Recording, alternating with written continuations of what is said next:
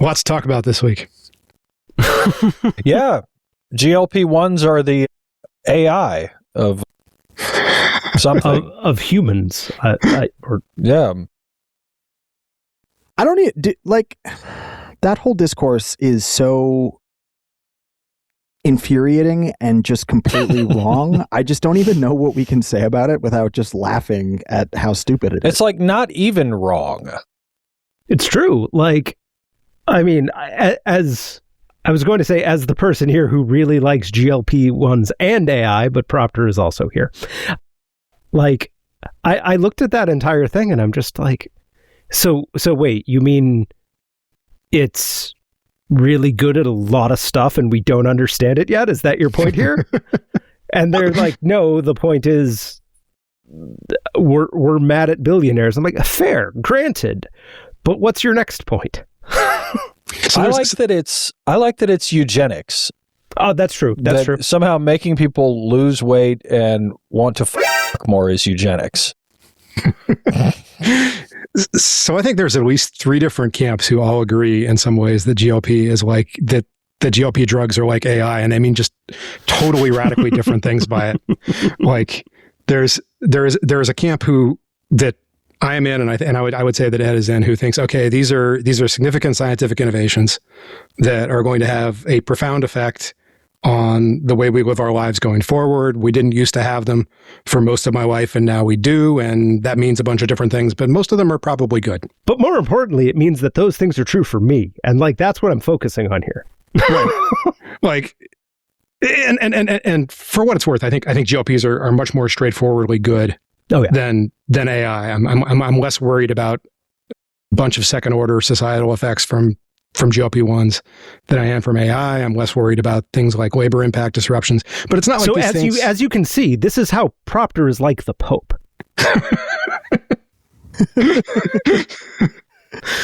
Came out with a banger today. Yeah. We'll get to the Pope. He knows what he did.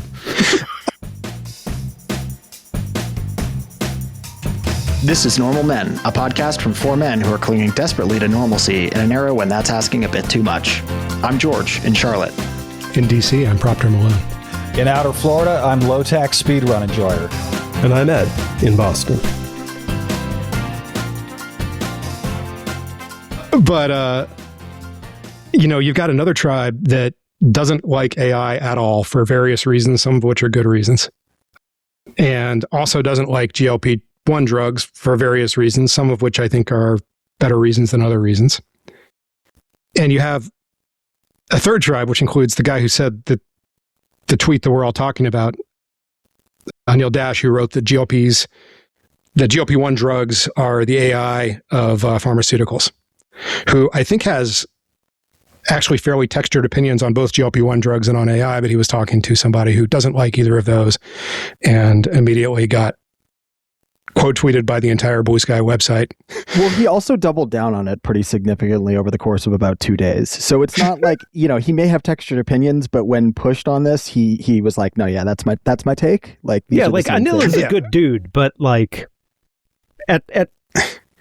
there was a lot of Bushido involved, but not in a very wise way. Yeah, no. He stood up and defended his take, and we applaud that. And it was at least a mildly stupid take, and we condemn that.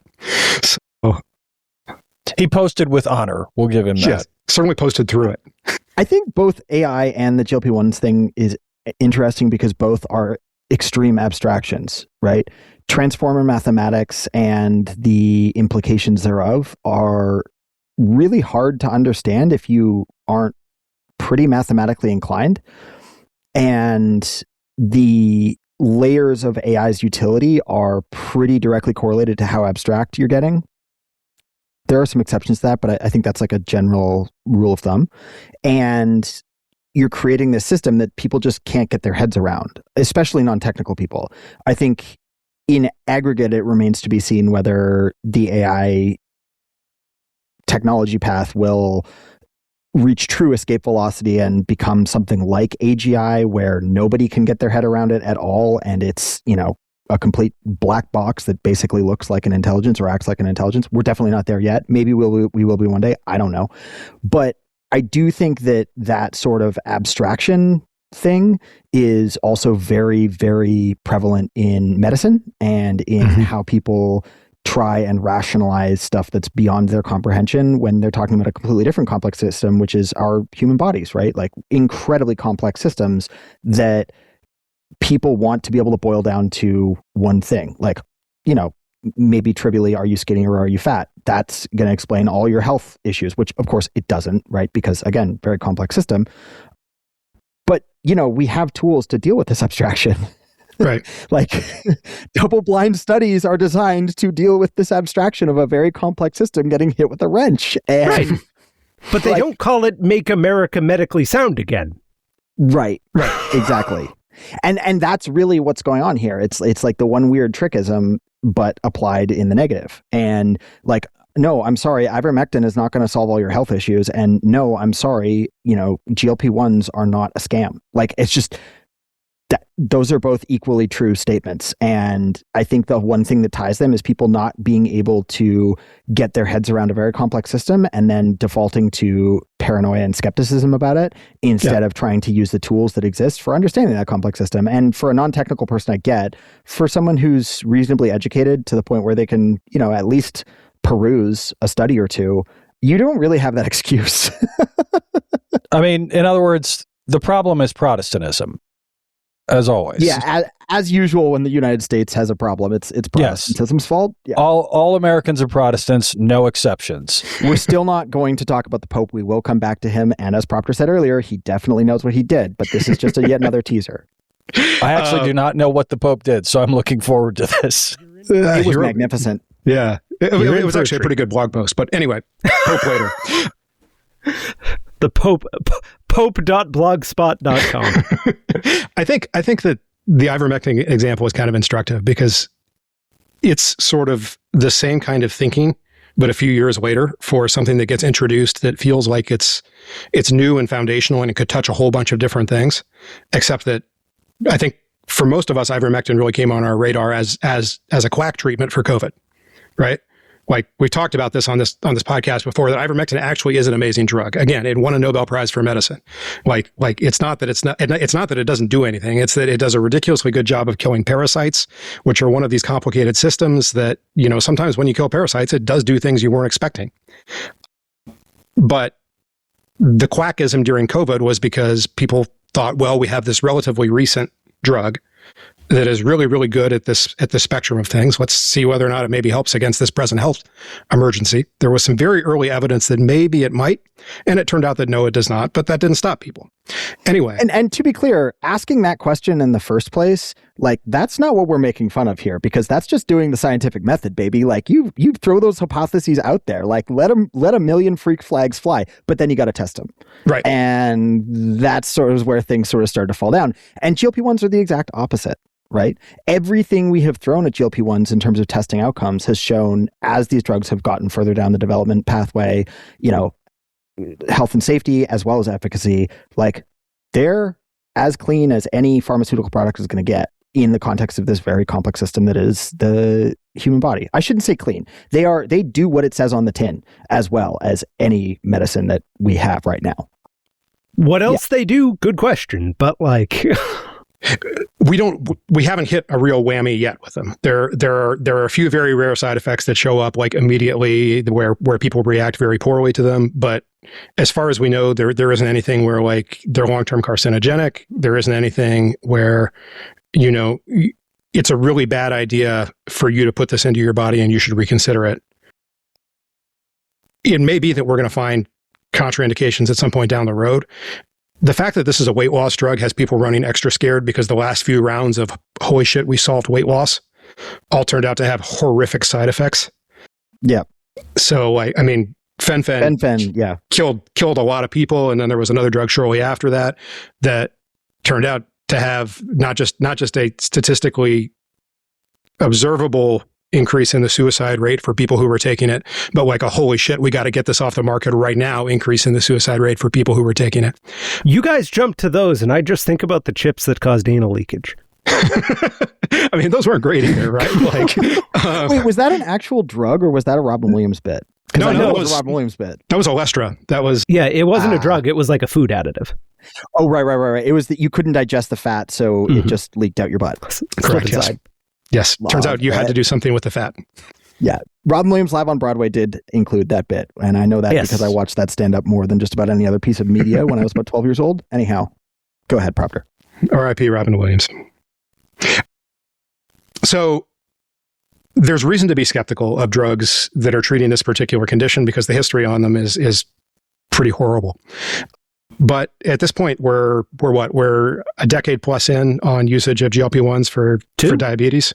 Oh, in terms of clinical testing, no. More like No. In terms of broad scale use, in terms of actual Gen Pop, lots and lots of people are taking it. We're no longer just doing clinical trials on this. Though to be sure, I mean, we should be talking about the clinical trials as the start point as opposed to Gen Pop. But either way, yes, a decade in, and at this point, if there was some sort of massive, significant side effect that was like contraindication against all the benefits that these things have, not just for people with diabetes, but in terms of people who are very obese, et cetera, like the disease burden drops so dramatically when you, at a population level, go from, 40% obesity to 10% or whatever metric you want to use. It's just, the downsides would have to be pretty significant. And there is zero evidence of any kind that we're looking at those downsides. Maybe it'll come up, but every day that we go by, that looks less and less likely. And it's just so funny to see, because Dash is a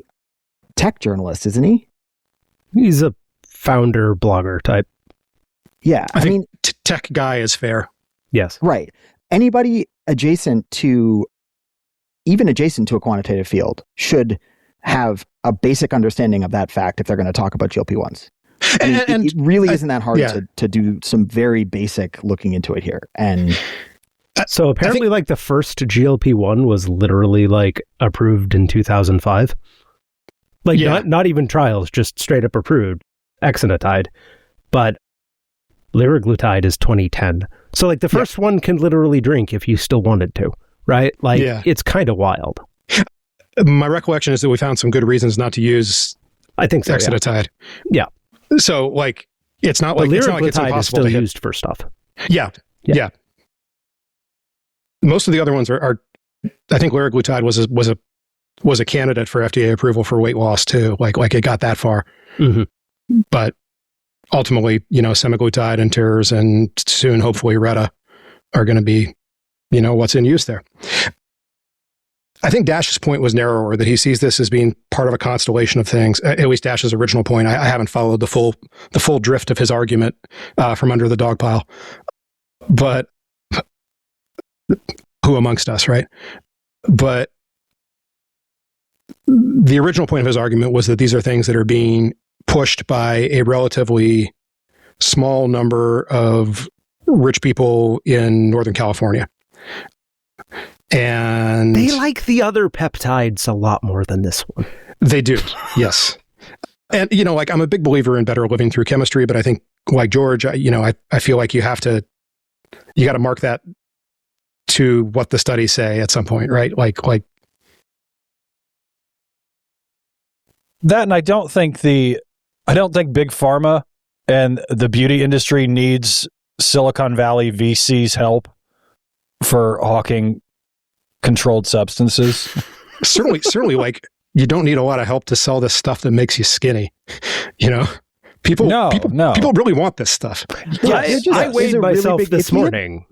If Dash's narrow point had been, the peptide revolution outside of FDA approved stuff, I actually have some sympathy to that, right? Because, as you said, Proctor, that is doing body modification and doing stuff without safeguards that really the analysis gets very different if, again, you have any grounding in quantitative analysis. Like it has to change. Not to say that everybody who uses those sort of peptide stacks is an idiot or, doing something super dangerous or whatever. But like, I can see the argument being made for that, to be cautious around that much, much better. And I think it's a completely reasonable one to make. But that's not what we're talking about when we're talking about GLP-1s, right? GLP-1s have had a standard of review that is so much higher, and I mean, just the production safety standards alone, there are lots of places where if you want to do the testing and stuff, you can find high quality peptides that are gray market that, I'm not going to tell you where to get them because I don't want to get sued. We none of us want to get sued, but you can do that. I also, full disclaimer, do not use any of these. I'm not saying this is someone that uses these peptides, but high quality ones do exist where you're not worried about the manufacturing safety, and the effects are pretty hard to argue with. Maybe there are side effects is the question. And I do think that universe, it's more reasonable to frame as being pushed because there is a more concerted cultural shift around it that is emanating from like one specific place. But again, that's not FDA reviewed, right. Widespread safety and efficacy studies, billions of very high quality pharmaceutical development behind it. That is a totally different world. Yeah, like I'm sure there is some level of polarization here because like I know the sorts of people that George is describing, and I wish I didn't. Like it's a weird universe, but also like it's not that much weirder than the recreational chemicals universe of 20 years ago. It's just probably going to like kill them less. Just maybe like really cause some fascinating hormonal problems. Yeah. Future research study. But all of this is very much in the tradition of like Timothy Leary cowboy shit, right? Like we're going to try a bunch of weird drugs, and some of them are exciting and some of them will turn out to induce schizophrenia in 30% of the people who take them. And we'll sort it out. We'll try to figure it out. I don't necessarily have a problem with people doing that, but I don't personally want to. Yeah, no, I'm good. I am not getting a peptide stack off Instagram. Right. I will never do that. Off Blue Sky, that's reputable. I got the sense that Dash had become just so negatively polarized against the Silicon Valley tech bro set that he found himself just mouthing off about GLP-1s. That's exactly what happened. And, look, who among us? But also, well, and I mean, I think, look, we had the article the other day from that literature professor in Maine who cosplays as a redneck about Miller Lite.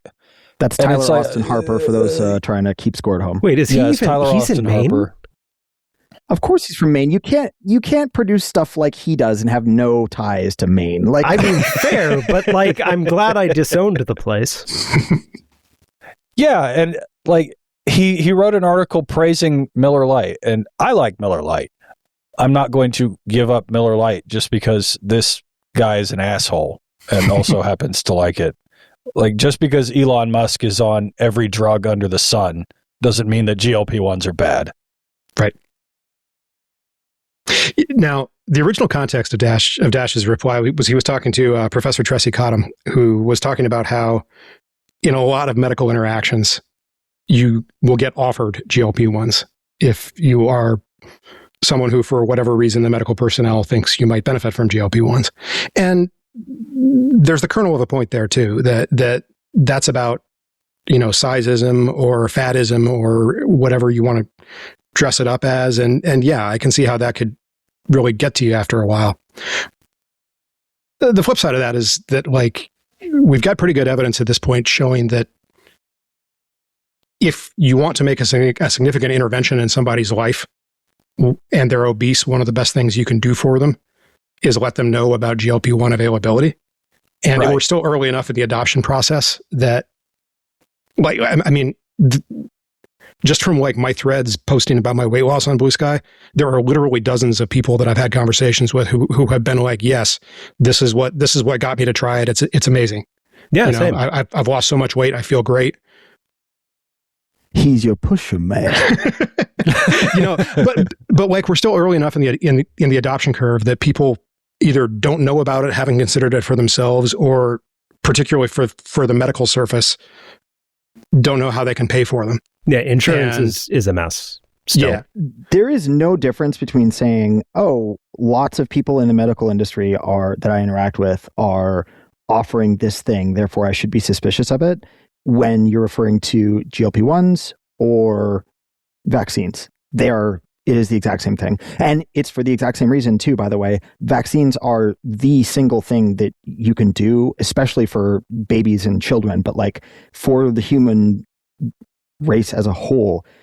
If you give people vaccines, infant mortality crashes, like overall longevity soars, you get all kinds of horrible, horrible disfigurements and post-disease disabilities that just don't happen anymore, on top of less death, etc. Like, yeah, you should be being offered a vaccine every time you're in a doctor's office, pretty much, right? Yep. Like, and again, for GLP-1s, it is a similar population level effect. There are definitely people out there who can be 40, 50, 60, whatever, however much overweight over the, quote unquote, BMI that the American Medical Association thinks is the optimal BMI, whatever.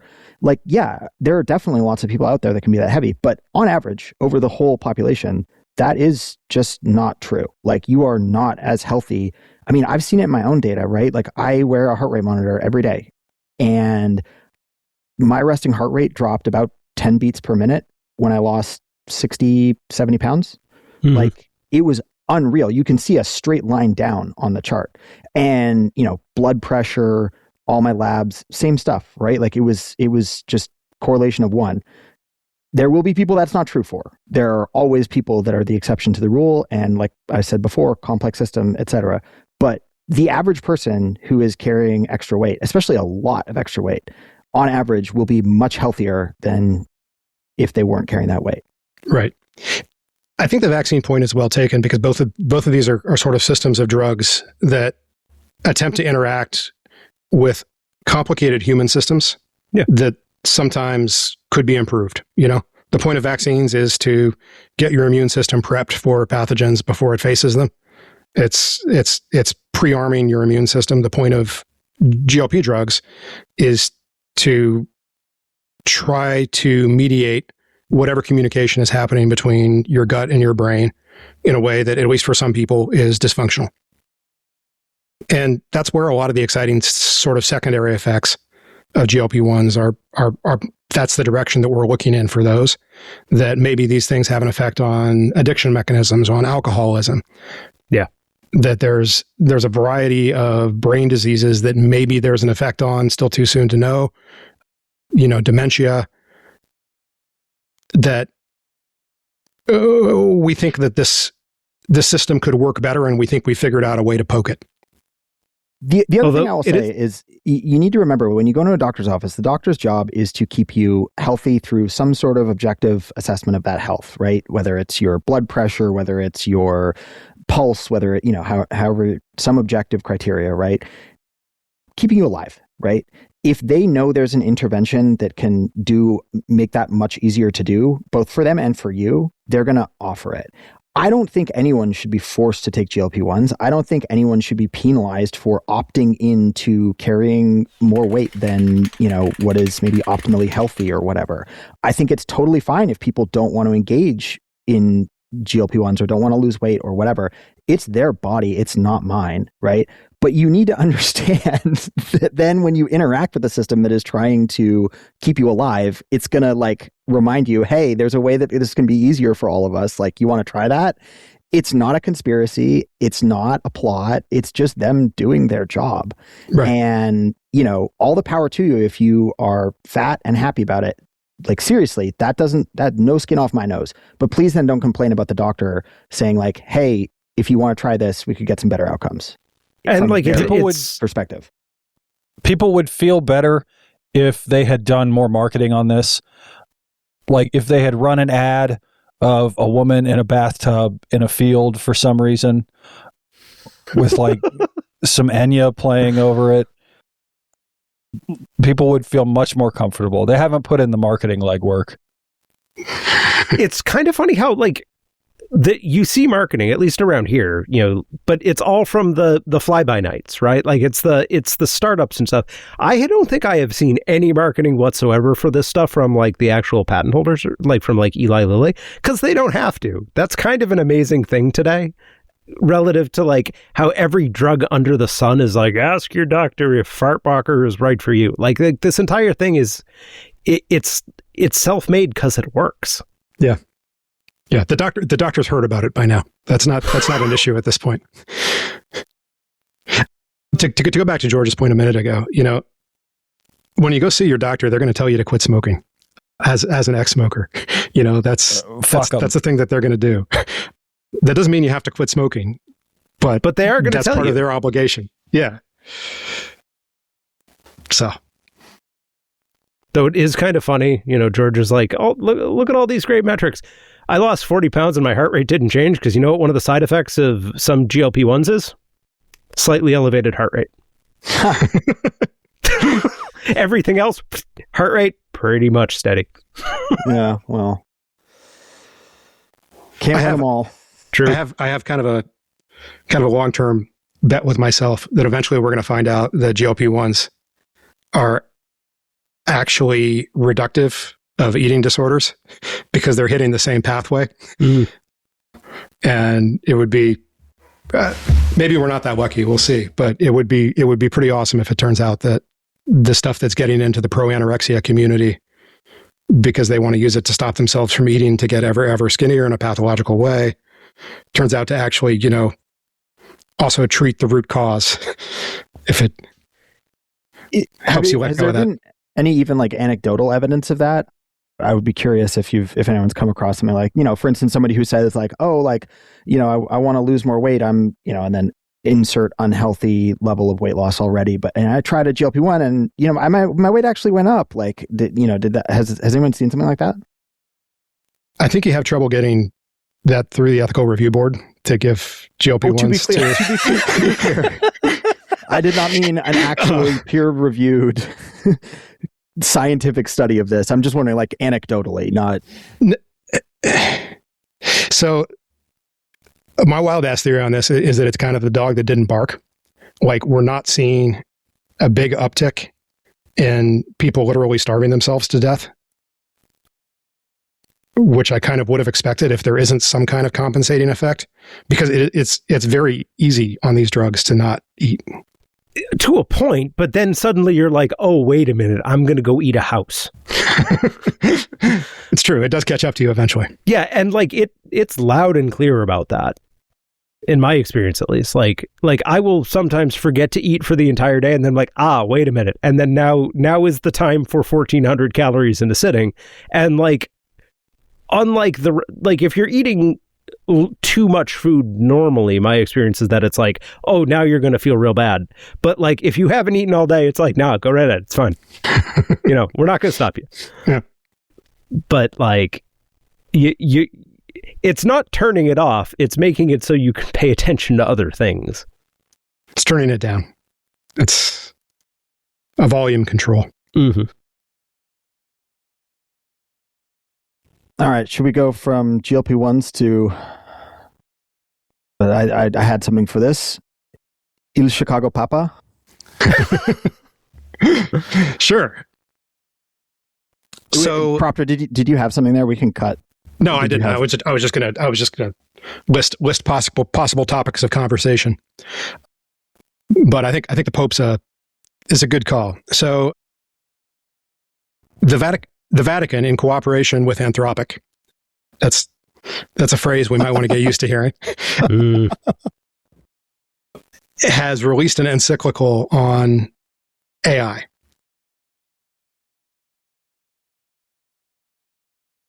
The Catholic Church is provisionally, I would say, cautious about AI rather than necessarily against it. But the phrase that stuck out was that the Vatican believes that AI must be disarmed.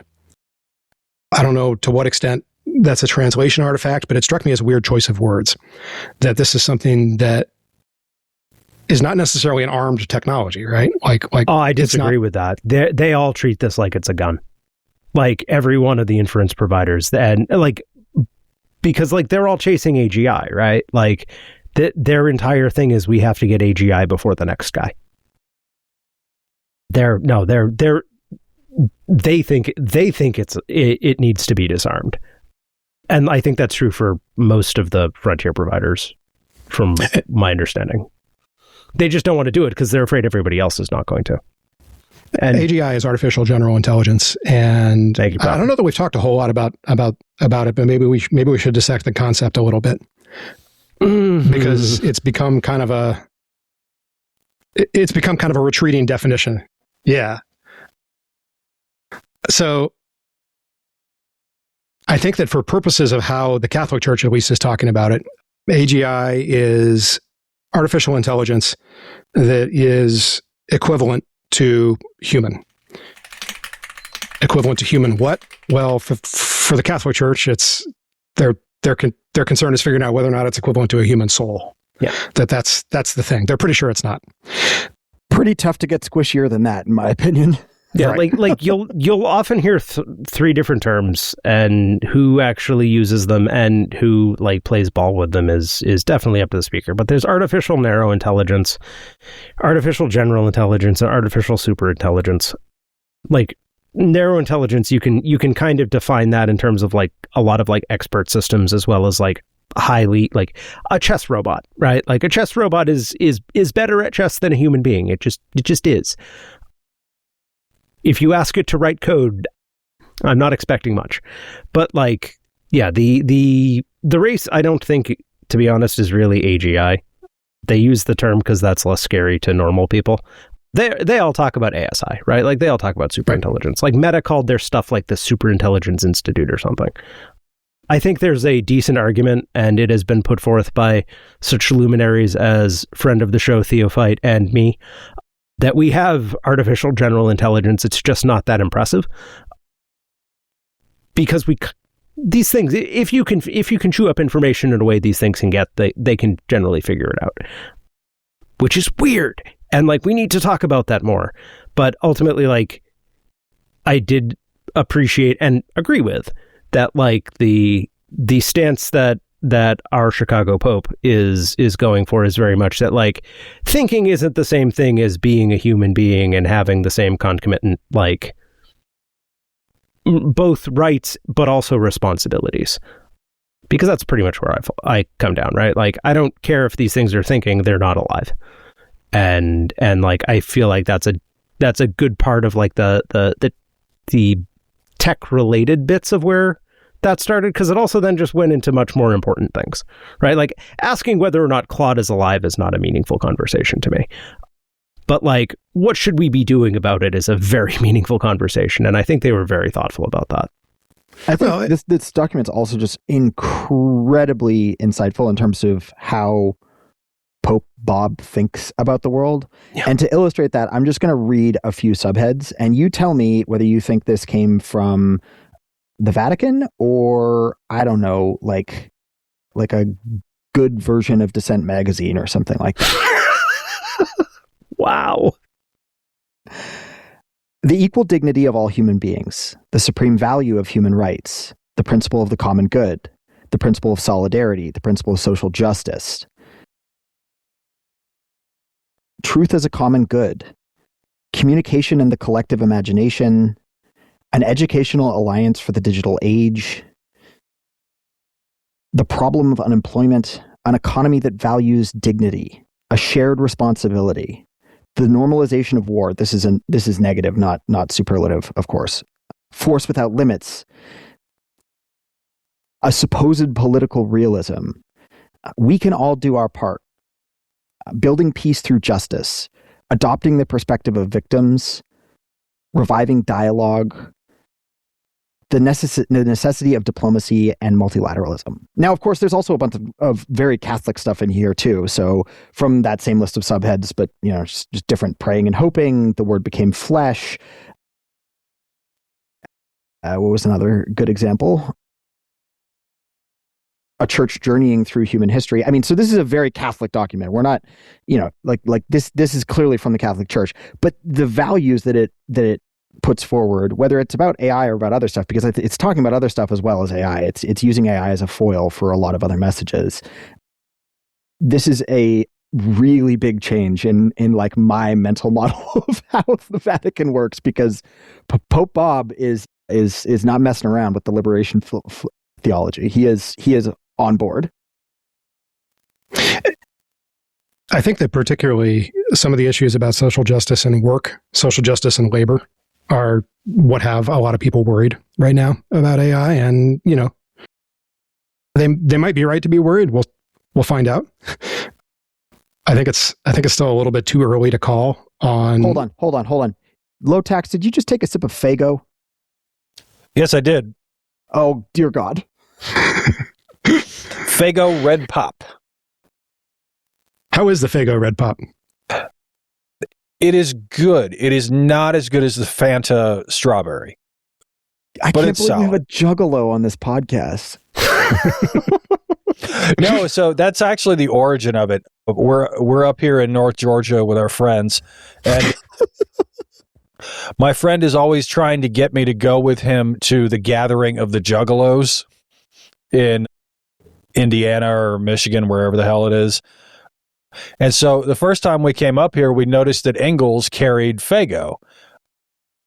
And so I bought it as a gag, and then we were both kind of like, actually, this is decent. For those that aren't aware, Juggalos are a fan of, which band is it again? Insane Clown Posse. Insane Clown Posse. There we go. And their drink of choice is the soda Faygo, which is a regional favorite of the Detroit metropolitan area. And how it got into Ingalls in northern Georgia, I will never understand. That is a wild pull. But nevertheless, there's got to be some juggalos on the ground. There's got to be. But how many Juggalos could there be in northern Georgia? That's like finding kosher packaged stuff at like a gas station in the woods. Like, Yeah. like you know you're Idaho? selling to somebody local. Yeah, exactly. Like why the fuck do you have matzah? Gas station wine, Manischewitz? Not what I was expecting. I mean, we'll go with it. I'm glad. Don't get me wrong, but there's clearly a story there. All right. Representation is important. This is the best hot pastrami I've ever had, and I'm in fucking Boise. I'm really sorry because Proctor was saying something profound about the dignity of work and the role of the Catholic Church in sort of assessing that with regards to AI and the concerns there. And I'm really sorry, Proctor, but when I see Faygo on the video chat, I just have to say something. So No, I'm into please it. excuse my interruption. I'm into it. All Faygo, all beverage digressions, really. This also reminded me that I need to get some more diet cheerwine. That's right. That's right. You know, a buddy of mine actually brought down Moxie from Maine. I warned you. I fucking warned you. Deeply disgusting. Anyway. It's one of the worst substances ever created. I do not know why you would do this to people. Would you rather drink a bottle or can or whatever? I think it's bottle, right? Bottle of Moxie or eat a tablespoon of Marmite? I'll hang up. Oh, Marmite. That's Oh, way yeah, easier. Marmite. No contest. That's a tough one for me. A tablespoon of Marmite is pretty intense. Yeah, That's a lot of Marmite. But like Moxie cans, that's a lot of Moxie. I did not finish the Moxie. The I was Moxie like, container. one 8-ounce serving of Moxie is what I was going Yeah. for there. Not like a keg. Right. Like, do I want to eat a spoon of this very disgusting substance, or would I like to drink a bottle of Coca-Cola mixed with paint thinner? Is roughly the comp here. Like the spoonful of Marmite is at least still food. It's interesting that Maine has backed its way into a non-alcoholic version of Argentina's national drink. I don't know how that happened.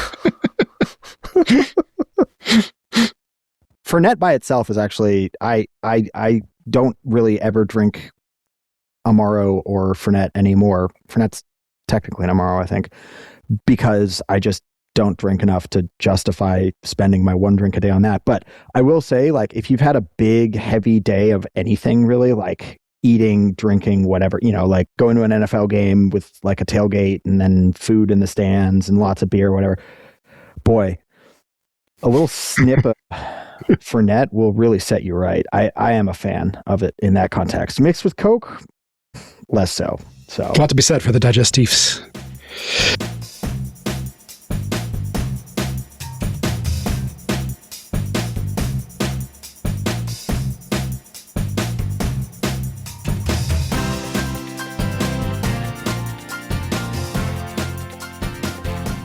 Yeah, we should do a regional cocktails thing at some point. But anyway, on Catholicism and the dignity of work and artificial intelligence, to move back to my thing for a minute. Wow, you're going to be really that like territorial about the Pope? And Proper's not even from Chicago. Not even. He's not even Catholic. And he's Jewish. Strange bedfellows, right? Oh.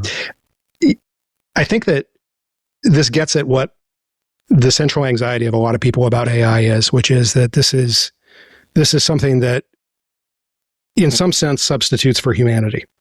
That it substitutes for human labor in some ways. It substitutes for human thinking in some ways. For Pope Bob, he's got to figure out to what extent. The answer is no. It substitutes for human souls in, a sacramental sense.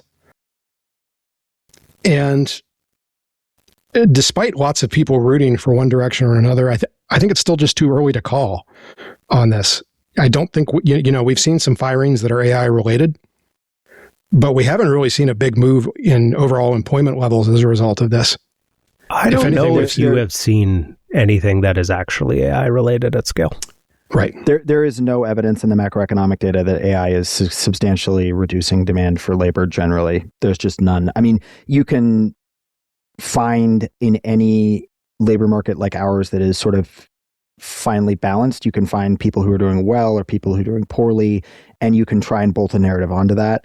But the kind of large, widespread impact on unemployment rates, job finding rates, wages, earnings, that sort of stuff, if AI was having a big impact, it has to be visible, and it's just not. It's just not. It's definitely having an impact on a couple specific professions or occupation groups where it looks like you've seen demand for labor slow down, but drop in any meaningful sense? No evidence whatsoever.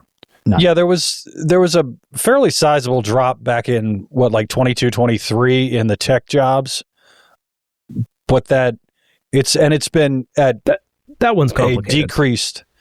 It's been at a decreased level since then, but it hasn't really continued falling, right? Yeah, I think where you could make a case for it being a substitute is in tech specifically, and if you look at number of workers relative to like operating income or revenue or something like that, especially for the big hyperscalers.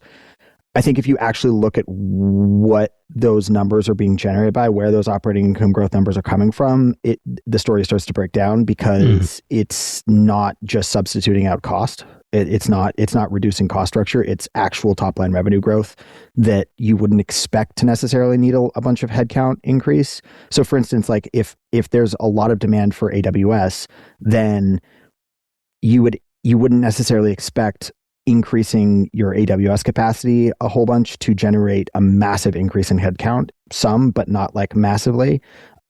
So anyhow, your point about 2021, 2022, basically in the pandemic, there was a huge pull forward of demand for online services for obvious reasons, right? We were all stuck at home. So everything from e-commerce to streaming to whatever, all of that got pulled forward. And so tech companies hired like crazy because they had all this demand they needed to meet, and they overshot, they overhired. The demand growth didn't continue.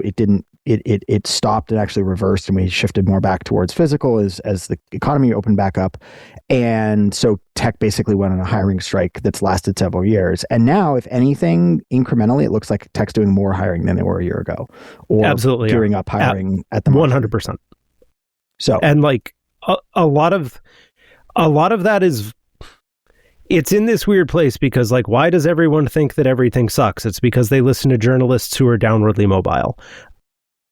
Yeah. Those journalists tend to be really closely related to a lot of tech people. And like at the big tech companies in particular, like the 20, 21, 22, 23 type thing, there was a decent amount of it's, and I do not imply that this was all of it by any means, but there was a decent amount of getting even going on, right? Like there has been a revenge of the bosses thing going on for a lot of companies like the Silicon Valley ones, because surprise, they also all got radicalized by right-wing freaks at the same time.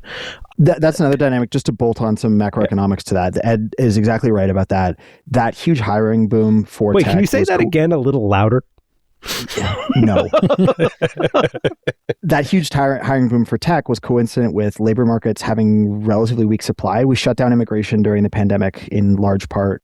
Also, because a bunch of people got fired, a bunch of people got rehired at the prevailing wage, which had been reset higher because there was a lot of demand for goods and services, and that was chasing relatively tight supply. So the clearing wage went up, and instead of it going up at the margin, it went up in a much bigger chunk than that because you just laid off so many people during the pandemic.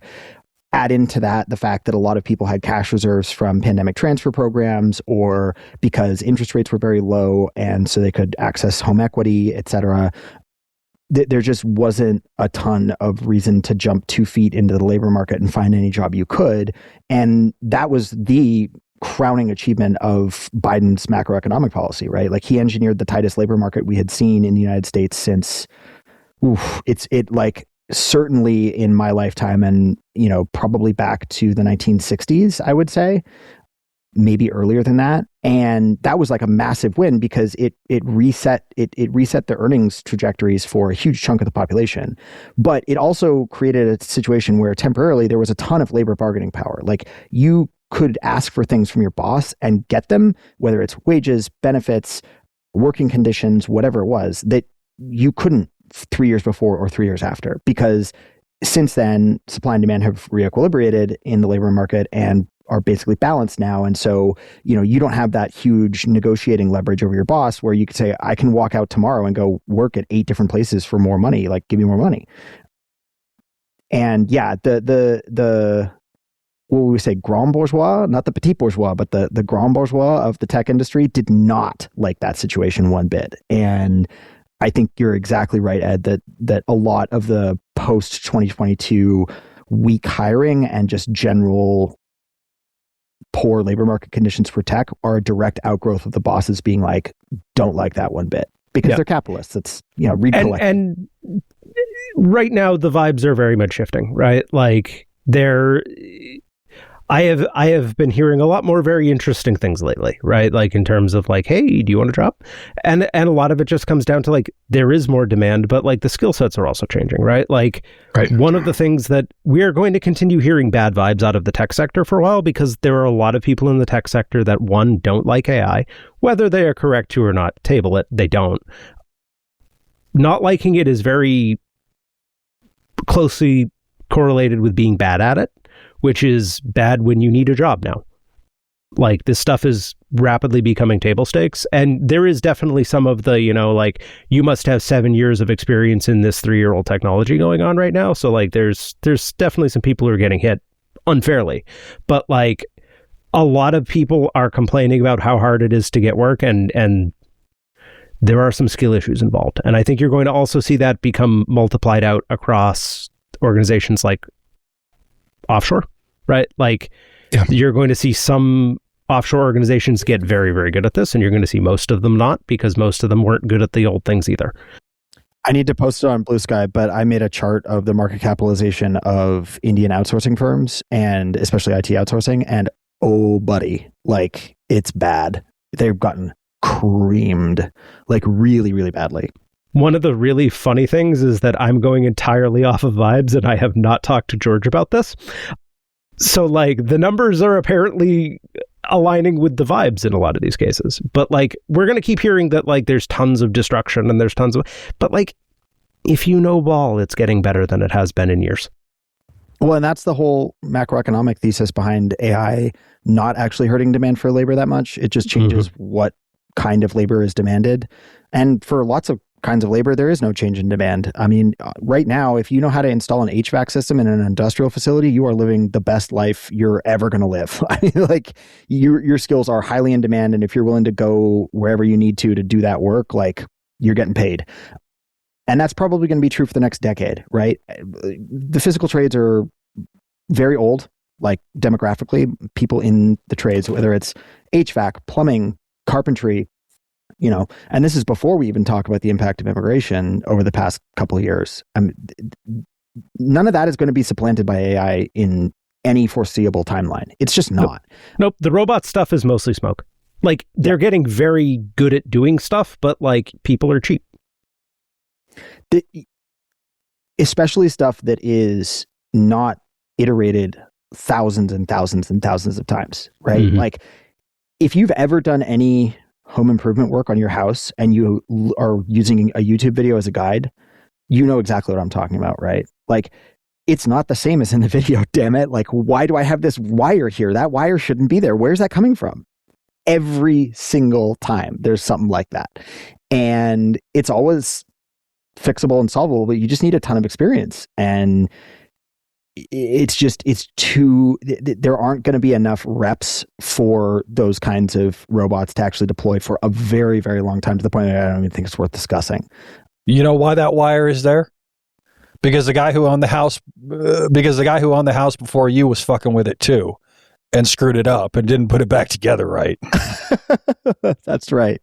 Whereas in manufacturing, where you're doing the same process, discrete process, hundreds, thousands, millions of times, it's a completely different story, right? It is just fundamentally, it's not like that. And it's also a controlled environment where the inputs and the outputs are very closely matched.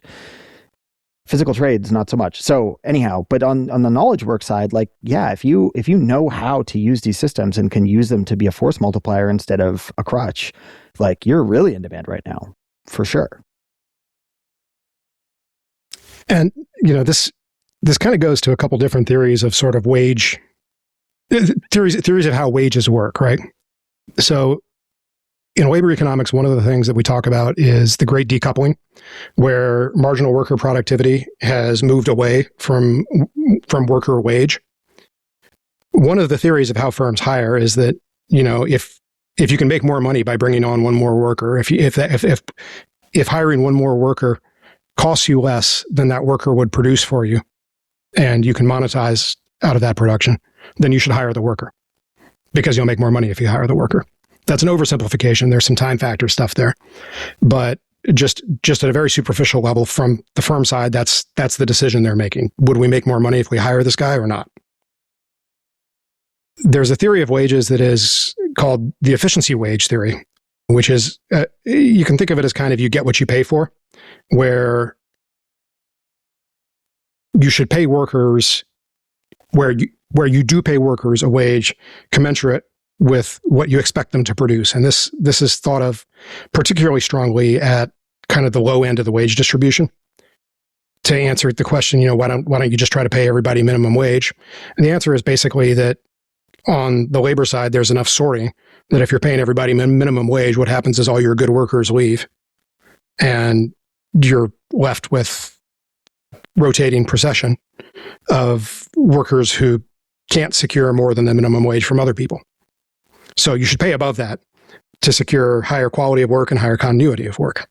Incidentally, this is why even in states that don't have minimum wage higher than the federal minimum wage, there is still a very wide range of wages available at the low end of the wage distribution. And if you get hired at minimum wage and you stick around for 6 months, you're very, very unlikely to be earning minimum wage 6 months hence on the same job in any industry. It's just incredibly uncommon to only be at minimum wage and be stuck there. There are some labor markets where that will apply, but that's usually in places that are very low income relative to the national federal minimum wage standard that's been set, which should be higher, to be sure. I'm not saying, the efficiency wage theory is correct and we shouldn't have minimum wages. That's not what I'm saying. But I do think there's very good evidence of that just in day-to-day labor markets. Yeah, we got super unlucky with Joe Manchin in particular, because West Virginia's wage picture is god awful. Like, it is a huge outlier among the 50 states. So like, Joe Manchin, and exclusively Joe Manchin, kind of had a point where he was talking about how he was worried about how creeping up the federal minimum wage too fast would potentially cause some disappointment effects. Because if you look at like the wage tables of median wages, it is literally West Virginia that was going to get clipped by that effect. So, and unfortunately, we kind of needed his vote. Anyway, neither here nor there. If you think that we're going to have a recoupling in any way of worker productivity and worker wages, then capital that increases worker productivity is a good thing for wages. And that kind of makes sense from a 10,000-foot view, that if you have the labor of one person becoming more effective, then the labor of one person should be worth more. The reason it wouldn't be is if it's easy to substitute other people in for that person. But particularly as you get into situations where more rarefied skills are required, or especially where continuity is required, that becomes less true. If you're making your work, if you are making your employer $1 million a year, and then you're not going to be able to capture all of that, but to the extent that you're not replaceable, over time, you're going to have leverage to capture more of it. So there is a story that you can tell where stuff that is shaped like AI is good for worker demand, good for productivity, and good for wages, because we're going to produce more and potentially labor is going to be able to capture more of that surplus. I suspect it's kind of bimodal, to be honest, especially in knowledge work areas, because I walk in with a very different set of tools than somebody else does. And I open source most of my tools, but that doesn't mean people can use them as effectively as me, or that if they have questions, they're going to get answers, right? A lot of this is going to become a little dicey on some of these levels, because one thing that software, for example, by current legal standards, the company owns what you do on their time, sure, but what about what you bring? What about what you bring with you? And there's that stuff is going to get I can already tell that for my next job I am going to have to be and you don't own this, right? To a lot of the stuff that I use in my daily work, right? I don't know what that looks like yet. I don't think anyone does. When you're at a certain level, I'm a software principal, I can get away with some shit. But I can probably be you get it by hiring me, but I'm more expensive. But not everyone can do that. At the same time, most of these tools are going to individualize. There's a lot of people I know, a guy who's using it to really get deep into compliance workflows, and he's building all of that stuff himself. He runs his own business, so it's a little different, but there's a lot of those people who don't run their own businesses. But it's not going to go well if the prevailing thinking is just, oh, well, those are... Here's a better way to put it. We're offboarding a lot of our own knowledge these days in ways that, if we don't have a counterbalancing force, is going to be very, very bad for most workers. Good for some, but very bad for most. And I don't know what that looks like yet. Pope Bob is correct to identify some risks to this whole AI thing. A few. Yeah. Though, at the same time, partnering with Anthropic no longer gives me the warm and fuzzies. So, that'll be a conversation for another time. Just a correction. It's Pope Bab, not Pope Bob. We regret the error.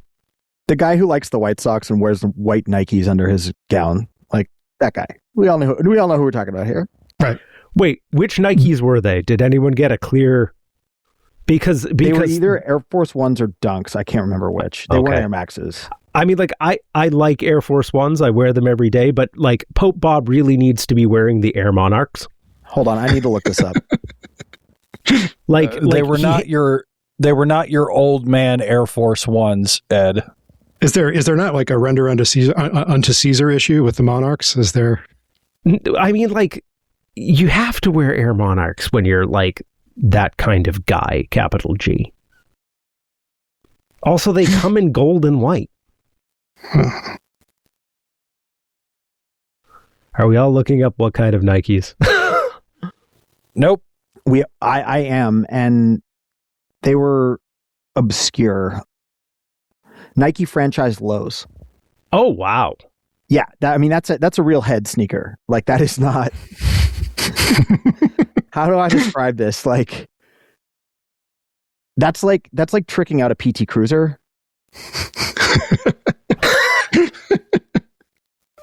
That might be a little harsh because the PT Cruiser is widely reviled for probably some pretty good reasons. But if you did enough work on it, it could be a great little car. But those are hard to find. Well, also that, and in the PT Cruiser's case, of course, it's because they're all broken now. They didn't last on the road that long. So, the last time those were around was 2008. Like I said, PT Cruiser. The Nikes or the PT Cruiser? What is going on with this Pope? The Pope shoe. We got Pope Mobile, Pope shoes. all kinds of Pope-themed apparatus. I mean, he's a Chicago guy. He probably came up watching the Bulls during Jordan. So he's a big Nike head. These are like 1980s originally. Also, I guess when they were I don't know if anyone caught this, but the guy quoted Gandalf in the thing. Yep. I did catch that, yeah. Yeah. Okay, I'm against the Pope now. All right, so I've got a theory on that, which is that do you have the quote there to read? I'm pulling it back up. Yeah, I've got it. But I mean, like, he was quoting Tolkien. He was not quoting Gandalf. But like the quote was like, "It is not our part to master the tides of the world, but to do what is in us for the succor of those years wherein we are set, uprooting the evil in the fields that we know, so that those who live after may have clean earth to till." Which, yeah, very, very Catholic. But Very also Catholic and Gandalf. Also, well, Gandalf, and also correct, right? Like, who would do any of the four of us disagree with the sentiment of that quote? No. Well, okay. So I gotta hold it up for Jewish tradition here, because this is very similar to the Jewish maxim that it is not your duty to finish the work, but neither is it yours to neglect it. And I think that this is a little bit of rabbinic thought that Il Papa is backdooring in through Tolkien. Okay, so Pope Bob is doing the Michael Scott thing of you miss 100% of the shots you don't take. Michael Jordan, Michael Scott. I mean, I don't know if he's allowed to quote rabbis. Like, I mean, there's an Old Testament, right? Yeah. Maybe I'm over-indexing. Maybe this is a Boss Baby vibes thing I've got going on here. But anyway, he's right. It's a good quote. It's a good Tolkien quote. It's a good sentiment that, this is something that you should do your part, even if you don't expect completion. It's a good sentiment. He should have gone with the rabbi one, not the Tolkien one. We should not encourage Lord of the Rings fandom.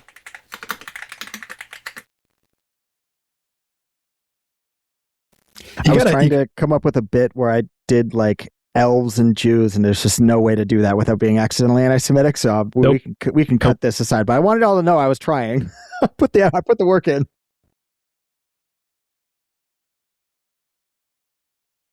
Yeah.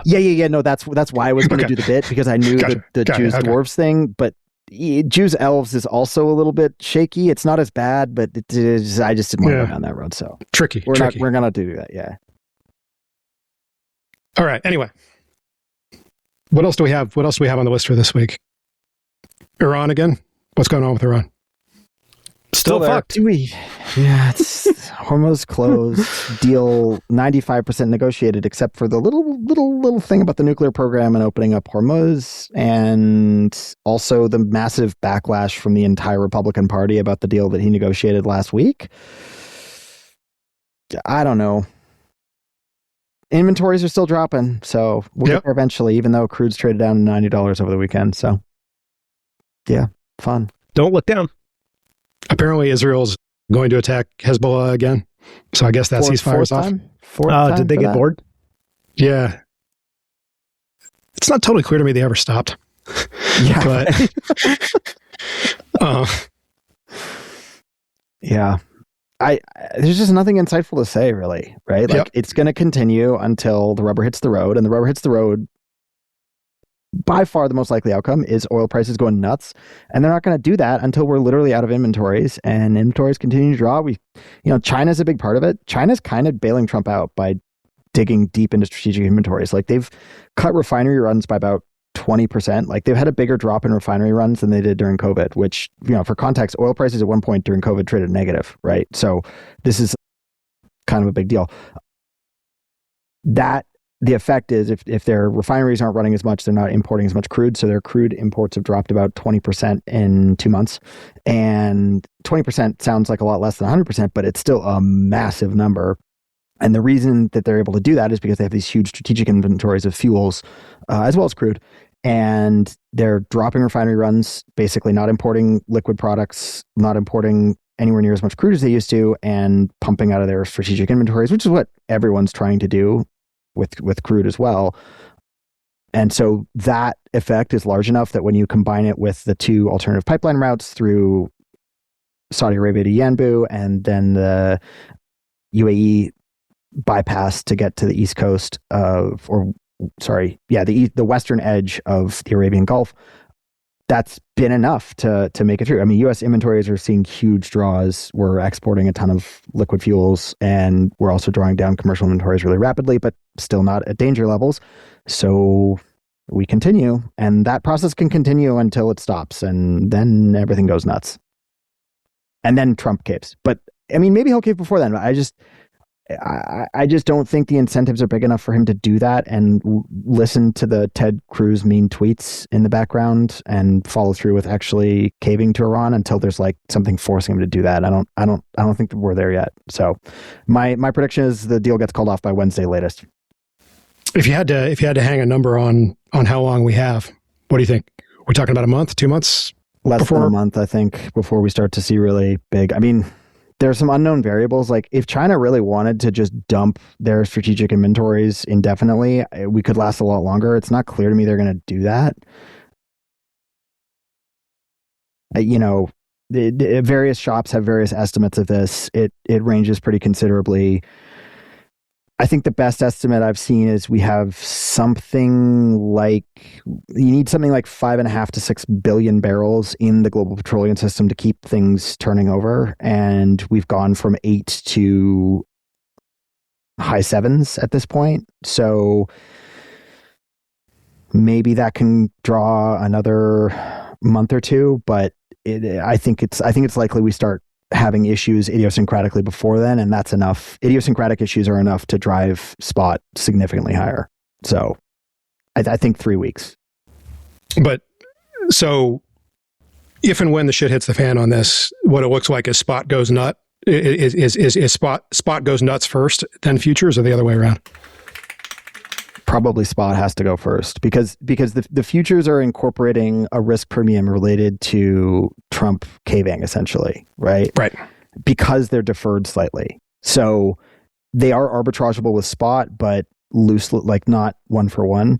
Whereas spot Brent especially, there is very little cushion there. Like that is instantaneous supply and demand. And if you get to the point where refineries are completely out of on-hand inventories and need inflows to, keep the lights on, then the numbers start getting pretty crazy pretty quickly. And yeah, we're not there yet. It's remarkable that the global petroleum system has been able to draw close to a quarter of its total throughput or total stock and not have something disastrous happen. But, stuff's still flowing around. Yeah. So dumb question, but like, are we sure that it's not disastrous for like lower income nations right now? Like, I haven't heard a lot of reporting on that sort of thing. It's bad, but not disastrous right now. Okay. Is the answer to that. And again, that's because right now there's a lot less competition for barrels than was expected. In part because U.S. inventories are large and are supplying a lot. In part because there are still flows out of the Persian Gulf that were not really expected to be there. So for instance, like Yanbu does about 7 million barrels a day. Fujairah does 1.5, maybe 2. That's about half of the shortfall. Iran has been interdicted by the U.S., but they are still capable of doing 1 to 2. So we basically saved a lot more production than people thought we were going to be able to, and that's one big reason. And the second big reason again is that China has just said, okay, we can burn a bunch of strategic inventories and that'll be fine. How long China continues to do that is a completely open question. I have no idea. But if you're starting to compete, like if you're Indonesia and you're starting to compete with Sinopec for barrels of diesel, like you're toast. Like you're screwed. There's just no way you can do that. And that's not really what's happening right now. Those barrels are just flowing where they need to go without too much price competition. If we get to the point where Brent is 150, 175, and you throw a healthy refining margin on top of that because refineries are starting to go dark, then that's not what's happening anymore. But we're just not there yet. Right now, there have been some supply shortages here and there, but they've been in very small markets and very temporary. They haven't been the sort of like lights are off and we don't know when they're coming back on kind of thing that you would worry about. That will happen eventually. And the question is just how low do inventories have to go before that happens? Fun. Wait, the other and thing. I realize nothing I just said is novel. I've said this like 3 or 4 times now over the past month and a half. So, cool. Thanks, George. Real insightful. Subscribe, rate, review, all that stuff. Mash that like button. In conclusion, Iran is still there. Yeah. Tune in for more analysis from normal men. I gotta go take the tinfoil off my ribs. I'll be right back. Good luck. We're all counting on you.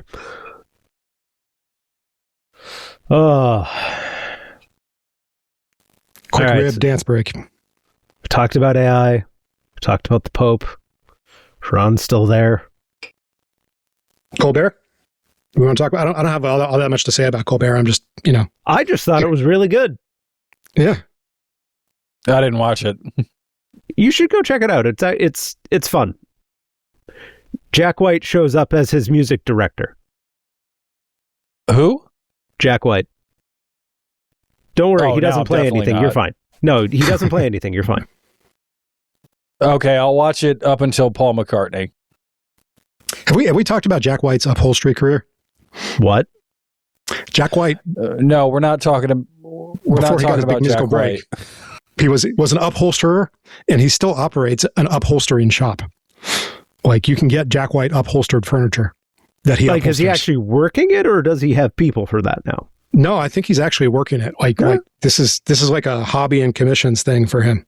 I mean, I'll be honest. If I ever, hit it big, I'm going to just go make dining tables. So I understand. I don't think he's pushing all that much volume, but no, it's very artisanal, I'm sure. Yeah. I just dropped the link in the chat. Oh, you're going to have to put that in the show notes. Yeah.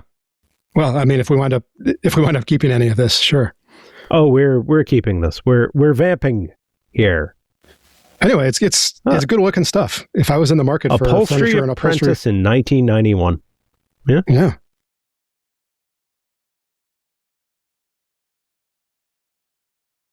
Some of that's actually really cool. Yeah, right? It's not bad looking. Seven Nation Army is still one of the worst songs ever written, though. Well, yeah. No one is defending the music. I like the music. People will defend the music. People will get mad at you on Blue Sky if you trash Jack White. Really? I mean, yeah. I don't think about Jack White enough to worry about that. There's a lot of millennials who are white millennials specifically, who are too pretentious to just accept that Mr. Brightside is the generational song. And I see. Not some shitty White Stripes song. I can think the only song I can think of where Jack White has material impacted it in any way is Electric Six's Danger High Voltage. I can't think of anything the White Stripes have ever done that I would listen to twice. I saw the White Stripes, I think it was Lollapalooza or something. I don't remember. It was terrible. Because it was just White with the guitar and then the girl who was the drummer. Meg White, yeah. She's the controversial one in terms of, musicality. There was no bass to it. And it was just treble tearing the shit out of your eardrums the entire time. It was awful. That's like every White Stripes song, yes. Yeah. I mean, at least they're consistent. They're consistently repulsive, yes.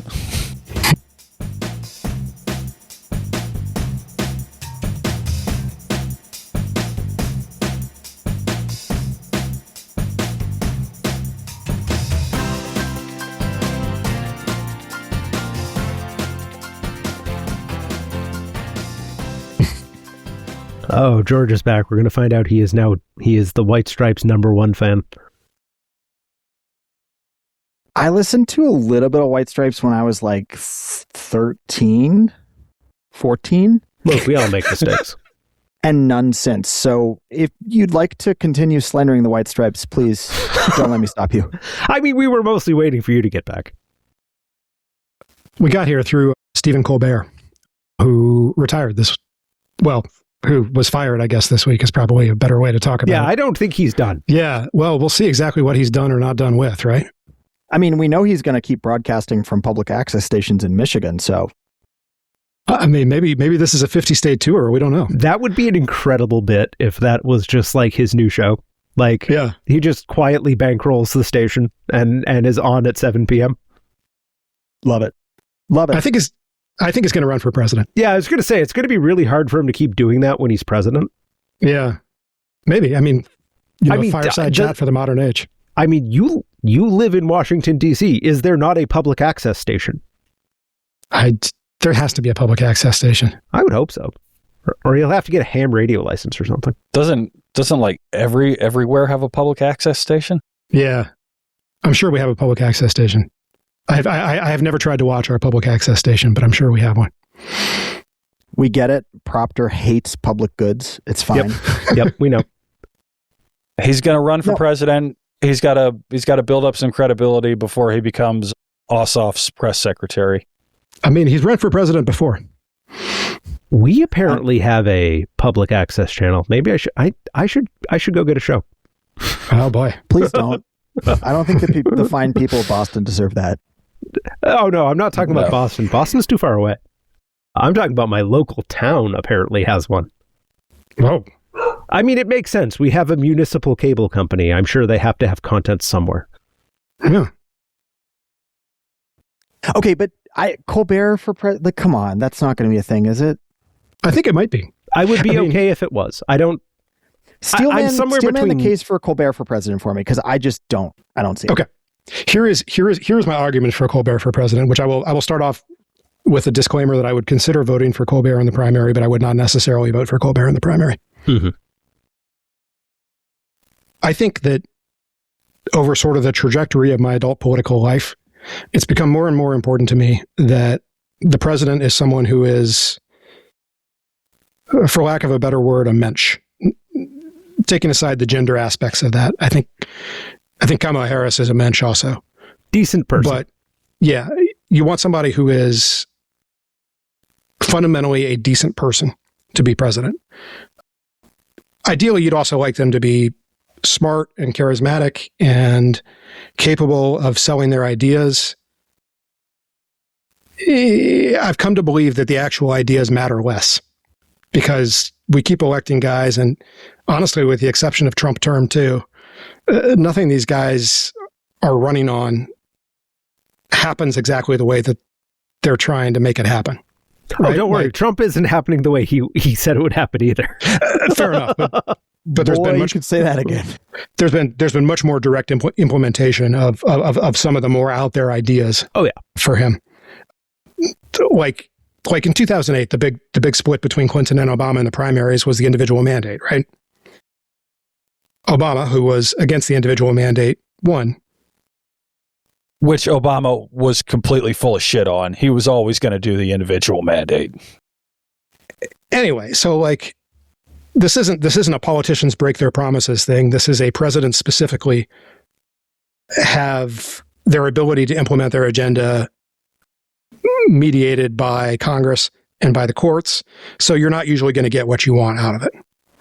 Going all the way back to Clinton, Clinton's big thing was healthcare reform. That sank like a frickin' rock.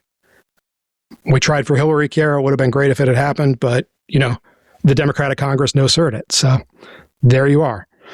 But what does matter is that you have people who are kind of aligned with good objectives, with treating people well, who have some humility and who have some curiosity intellectually. And from all accounts, Colbert is one of those guys. That he's smart, he treats people well, he is widely read, he is curious, he has been steeped in this kind of political milieu for decades now. The criticism, and I think it's well taken, particularly after Trump, is that these guys come in from outside of politics and they don't know how anything works. For Colbert specifically, I don't think that's really true. He's been swimming in these waters for a long time. I think that's probably true for a lot of people who aren't Donald Trump. More generally, it's definitely true for Colbert, but like Donald Trump's problem is he is an incurious moron more than anything. And I think you can get a long way. Yeah, that's fair. I could go on, but in the interests of decency shall refrain. But like, I think the best way I would put it is, I think I would vote for Stephen Colbert. I would consider voting for Stephen Colbert in a Democratic primary. If Jon Stewart ran, I would vote for literally anyone else. Oh yeah. No, this is not a blanket endorsement of. Yeah, no. Like Colbert is a different sort of guy. Yeah. Okay, I'm going to push back. I'm not going to push back because I disagree with anything you said necessarily about vis-a-vis Colbert. I think in the context of the argument you just laid out for him, I think very defensible. Don't really disagree with it. Where I come down is thinking about the flip side. Like, what's the opposite of that reaction to the institutional strictures on the presidency and the challenges that people like Biden, Trump 1, Obama, even Bush is sort of a different case for a bunch of reasons we won't get into. But, how do you overcome those? One way is, like you said, you want a mensch. You want someone you can trust to put his best foot forward and, like not screw it up badly in the sense of not hurt a bunch of people. I would argue there's an alternative in that you want someone who is completely and grotesquely ruthless in pursuing the goals of their political program as defined by their electorate. You could use Trump as this example if he had any ability to actually execute on anything he wanted to do. The desire to be ruthless is clearly there. The ability to be ruthless by being like an actually talented politician and pulling the levers of power is clearly not. I am becoming more and more convinced that we need someone who is just a ruthless maximizer of voting margin and then rewarding / punishing different coalitions based on that voting margin. Yeah, in other words, I want someone with a little nastiness to him. Right. But not just nastiness. I don't necessarily, this person doesn't have to be an asshole for the sake of being an asshole, but I want someone who's going to come in and say, I have a mandate to help these people and hurt these people. And how do I go about doing that? I think that is positive that's a positive reinforcement system. Say more. Like control theory. Like you're describing a positive feedback system. Yes. Positive feedback systems explode. Our current constitutional structure is completely untenable. So yeah. I agree, but like I think you can have other people do that, is maybe the way I would put it. I think in a presidential system, eventually you need a president that's going to behave that way, and Trump already is. So you can either, and again, he's bad at it. He's really bad at it. But, there are different ways of, when I say hurt people, I don't mean physically, right? Like, I don't mean like sending troops door to door to round up used car dealers, although, heard worse ideas.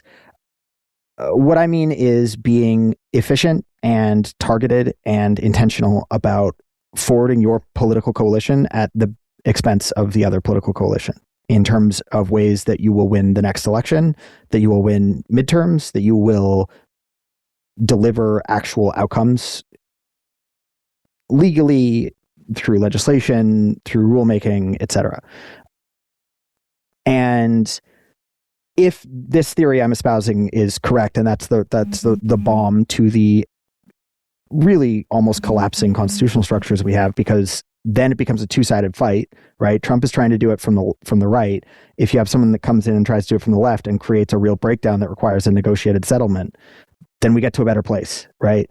And if I'm right, then Colbert is a horrible choice to carry that out. He's a really bad choice because he's a mensch. And I think you're absolutely right in assessing his character, Proctor.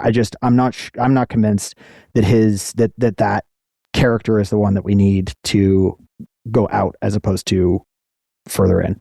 But you just described Gavin. You've just described Gavin Newsom.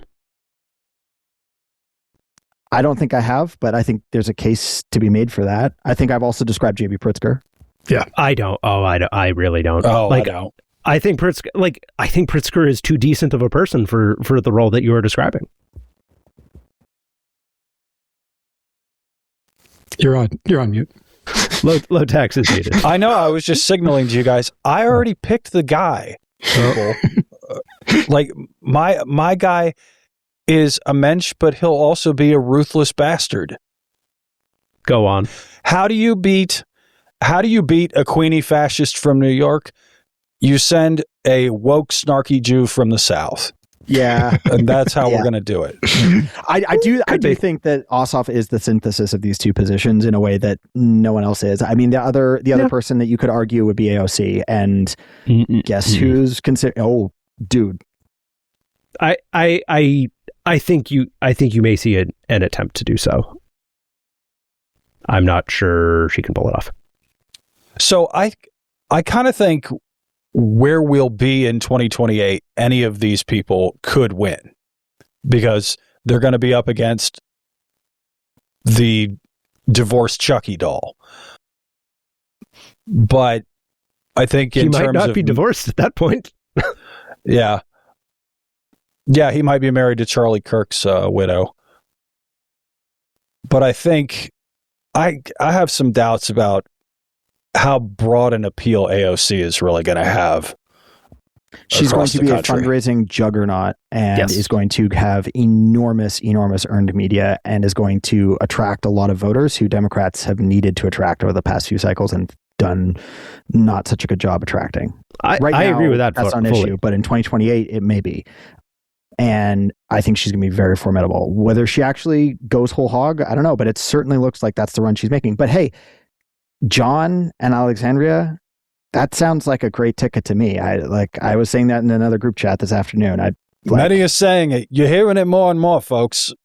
Yeah, I mean, I think she has a very, very good chance of winning if she wants it. I think also the more and more cool. Now we're handicapping 2028. We've barely talked about this. I think we're allowed to have a little treat on Memorial Day. It's fine. I agree. I think 1-2 in either position in terms of getting out of the primary. I think right now would be Ossoff or AOC, but which is really shocking. Having Pritzker kind of vanish from the spotlight to some extent. The Great Khan will not go quietly. Oh, no, I think he will. Well, when you have more money than God, you have some advantages all your own. Shout outs to Tom Steyer. But yeah, instinctively, Ossoff seems like he has had a little bit more of a track record of being, and this is a technical term, a parentheses laudatory in ways that are really applicable here. Yep. The calendar also helps him probably. Yeah. My friend Connor Sen has pointed out he is the only candidate who will spend $100 million on name recognition this fall. Everyone's going to know who John Ossoff is. He's going to be very recognizable. And if he defends that Senate seat and helps break the back of the Republican Party in Georgia, which is a very high probability thing, in my opinion, at this point, he's going to get some kudos for that. And look, the other thing is, I don't agree with all his positions. But first off, he's basically the same age as me, which means I'm honor bound to defend him. And second off, if he's the moderate option and AOC is the left wing progressive option, we are in such a better place as a coalition than we were 4 years ago or 8 years ago, in my opinion. I just those both have crossover appeal and are both going to be able to generate the kind of enthusiasm that is still going to be necessary given the built-in disadvantages of the Electoral College. Yeah. I'm not sure he would be necessarily that moderate as a president. I mean, you got to remember he's been running for office in Georgia.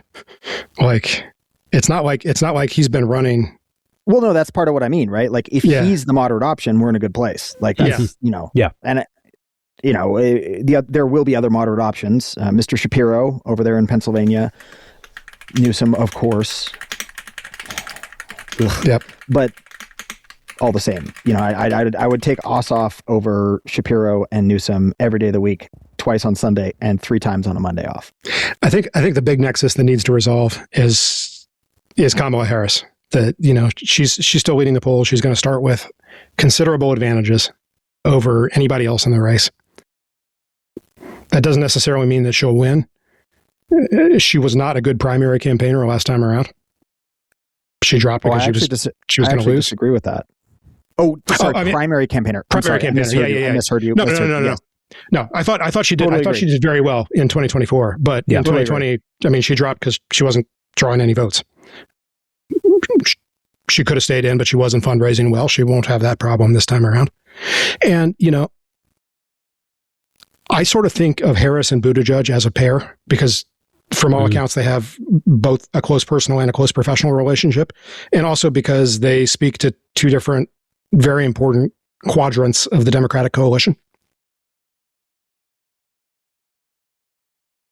My sense, and this is gut and vibes and nothing else, is that if Harris decides not to do it, I think she's going to endorse Buttigieg.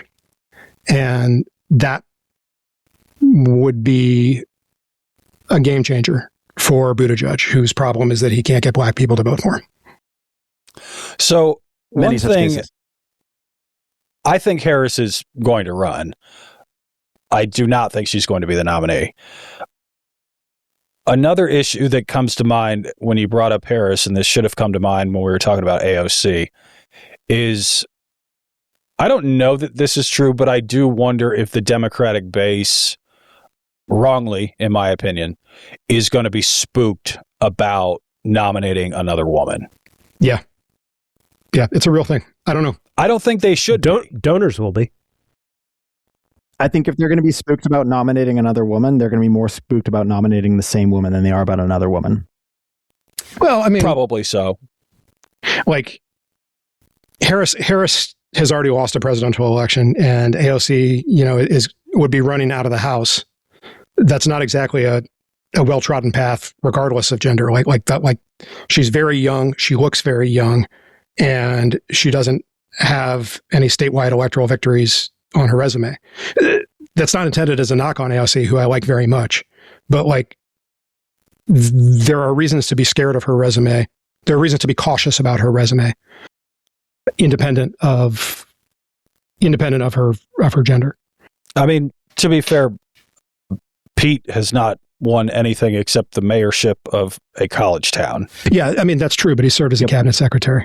So like I think that was a bigger hit in 2020 than it will be in 2028. He was also a cabinet secretary in a period of not great times for U.S. transportation policy. I mean, we had a bunch of stuff go wrong under him.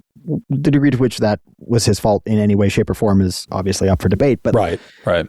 His resume is extremely thin. I think Buttigieg is very good at a number of things, and I don't.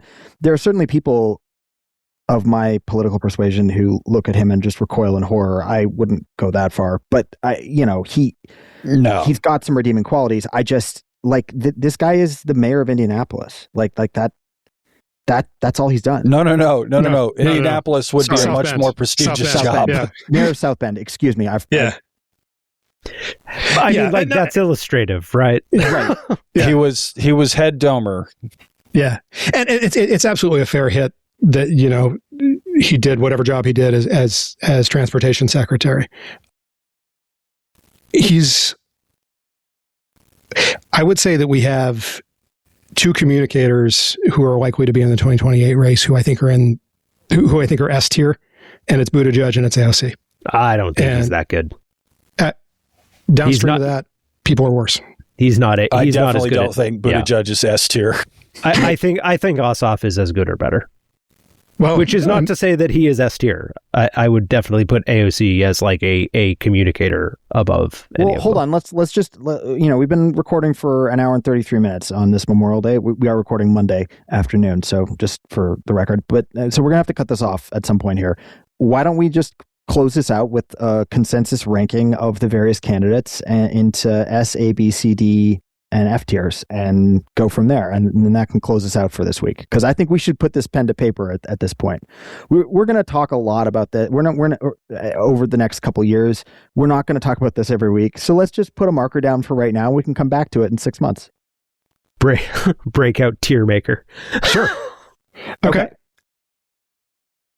So I think, are we doing communication tier rankings or are we doing general tier rankings as We're just doing vibes, baby. We're just doing vibes? Okay. For me, the S tier candidates for 2028 right now are Harris, AOC. I would add Ossoff. I think Kelly is still in the mix. And Kelly is hold on. We can't have 4 list. S tier candidates. That's too many S tier candidates. Yeah. Like, come on. Okay. In that case, there is one S tier Proctor candidate just right now. loves all the candidates. Honestly, he thinks they're all swell. let's put a little structure on this, because otherwise Proctor is in fact going to give us a list that is as top focused as possible. I pulled up Ballotpedia's list. We should probably start at the F tier. Because Yeah, let's start with the F tier. Yeah. because it's like Rahm Emanuel. I think we can fill out the F tier real fast, right? Rahm Emanuel, Jared Polis, Mark Cuban. Well, he might get D tier. I hope not. Fortunately, they specifically say did not run for the Democratic nomination. Stephen A. Smith. So we don't have to rank him. So I don't think we should even include those in the F tier because they're all clowns F minus. and who are never going to go anywhere. Let's just leave them in for now, and we can take them out later if we have to. Okay, so then let's we've got Rahm, Paulus, and Cuban in the F tier. Who's D tier? Also, Ro Khanna goes in the F tier. Oh, absolutely. Yes. Yeah. Let's see. Where do you put Andy Bashir? We'll just go top down on the non-losers. B I'd tier. probably generous. B or C, yeah. Yeah, that sounds about right. I'd have him in C. I don't think he's a real presidential contender. He might be a VP contender. Okay, that works. Does Cory just don't Booker think get out of the D tier? He's just not very charismatic to me, Bashir. Yeah. So Booker is definitely D-tier. D tier. Yeah. Yes. All right. Yeah. We'll come back to everyone's favorite Secretary of Transportation because there might be a little more arguing. But Roy Cooper, where does Roy Cooper go? It's just not happening. He's Not running. Yeah, it's not. I don't think he's running either. Yeah. We'll put him DNF. DNF. Oh, yeah. Okay. Jason Crow. No. I don't come even on, know get who out that of here. is. Who the fuck is Jason Crow?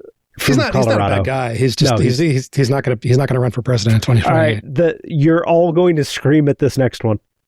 Like you're going to make audible sounds of pain. Is it Seth Moulton? No. It's Andrew Cuomo. Oh my God. Is there a tier below Rahm? Rahm minus. Cuomo is absolutely F tier. Yeah. I can't believe I just said that, but Let's see, who else? Our favorite crypto senator from Arizona is on this list. D tier. Mm-hmm. I'd say C tier. C tier. I think he could get to C. Yeah. Kirsten Gillibrand. No. D. No, just no. Can we have another one between D and F? Josh Green? Really? No. Don't know who that is. Governor of Hawaii. Yeah. Is that like a wiki self-edit? Check the IP on that one. Yeah. He's the governor of Hawaii? Yeah. They really like their Jewish guys out in Hawaii. Yeah. With great Josh love to the Green, state of Brian Hawaii, Schatz. what are y'all thinking? No. Not because of the Jewish guys, but because of the presidential. No. Yeah. Green is D tier. Michelle Grisham, governor of New Mexico. No. At this point, I feel like you have to have at least heard of the person. Yeah, I like Grisham fine, and she might be part of the Veep stakes, but she's not going to run for president. Okay, I'll put Green and Grisham in DNF. Yeah. We'll skip over a certain former vice president because really we don't want to talk about John Kerry yet. But Maura Healey, that's going in D tier. Yeah. Mark Kelly. Is it with a third E or just the two E's? H-E. Healey. Heale. Yeah. Mark Kelly. B? I C tier. think Kelly's C tier. B to like low B, high C. Yeah. It's I'd say high C, low B. He's John McCain's Mario. Because I think we're going to get top heavy. So I'm willing to be convinced he's B tier, but I'm putting him C for now. Yeah, I think that's fair. I have a pro-astronaut bias. Kelly's lane is that he wins the centrist off. And like, that's a real lane, but I'm not sure he's the guy to win it. It might be more of a VP lane. Maybe, yeah. Yeah, don't scare the donors too much lane. Right. Yeah. Right. Okay. Amy Klobuchar. No. D. I mean, it's not going to happen. She's running for governor. Yeah, that's right. Yeah. Yeah, so somewhere between... America is not going to listen to that accent for 4 or 8 years. George did evoke the spirit of democratic vengeance earlier, and I appreciate that her name's been said and she's been summoned, but still, no. It's fair. Yeah. Westmore. Maybe. B or C? Yeah, B or C. I would say Let's put C. him in B. We don't have anyone in B yet. I'm going to put him in B. That's not locked in. Yeah. I regret having to say this out loud, but Chris Murphy, U.S. Senator from Connecticut. F. Yeah. Yep. D. I guess he gets out of F in that, like, he might be invited to a debate.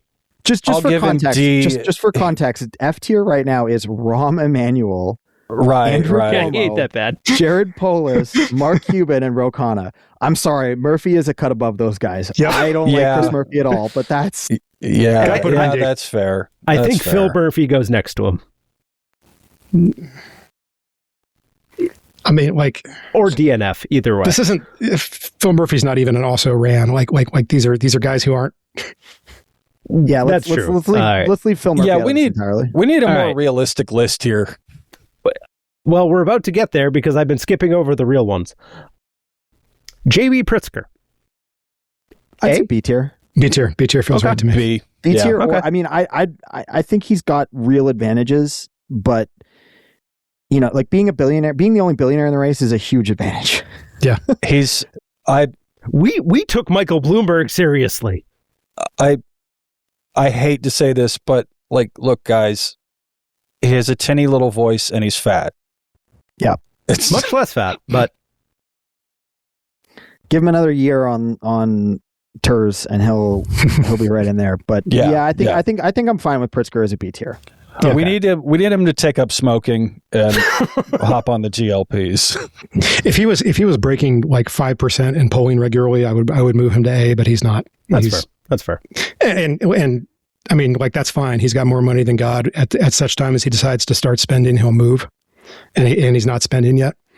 But it means that there's not, organic groundswell for the great Khan. So yeah, he's not breaking through really. Like they're trying to gin up support on social media and stuff, and it just doesn't seem to have a lot of juice. It's not happening. Yeah, my prior is that he's not spending. If he is already spending and he's not getting anywhere, then he shouldn't be in B tier. Then he's then he's in sad D tier trombone tier. Yeah, I agree. Okay, next name. Gina Raimondo. No. Nope. I know, but like, do we even put her here on in F tier or I think she's just DNF. Gina gang, rise up. Yeah, Gina Raimondo is like the last gasp of Biden world, saying, "Hey, how about?" Yeah, I mean, she's perfectly nice, but she's not going to be president. Her publicist is not as good as Rahm's, but they're pretty good to keep getting her on these damn lists. The next name on the list, I'm not going to say out loud. We're going to skip that name and just put the shadow of this person in DNF, and you know exactly who I mean if you think about who would be between Gina Raimondo and Josh Shapiro. Okay. We're going to move on. Josh Shapiro. D tier. Yeah. That's fair. Either D or C, and the only reason I'm saying C is I can't stand Josh Shapiro. The only reason I'm saying C is he is a very popular swing state governor who has a lane on the centrist vote. I don't think he has the fundraising chops to get it done. but I think there's a defensible case to be made that he will make a pretty deep run. So that would be my case for C tier. I don't think as his far as, like, fundraising. my candidate choices, he's F tier. But Oh yeah, He would make a great candidate for the Dems in 2004. right, that's exactly right. He'd really nail that John Edwards vote. Yeah, no, I agree. I do think that he might be better at the fundraising side, or like the fundraisers may convince themselves that he's better. Right. He's got to win the centrist off too. All right. So My wait, am I putting friends, him in let me D be or C clear. tier? You can put him in C. I'm convinced. Okay. I'll put him in C as a maybe. Yeah. Okay. Alyssa Slotkin, DNF. F. Yeah, somewhere between F and D and F. It's like it's the negative zone. We don't have to care. Right. Josh Stein, governor of North Carolina, for those who do not know. DNF. Yeah, I agree. Rich. He's not gonna go one-term governor of North Carolina to the presidency. That's not gonna happen. Yeah. I could see him running for president one day, but not currently. And he's great.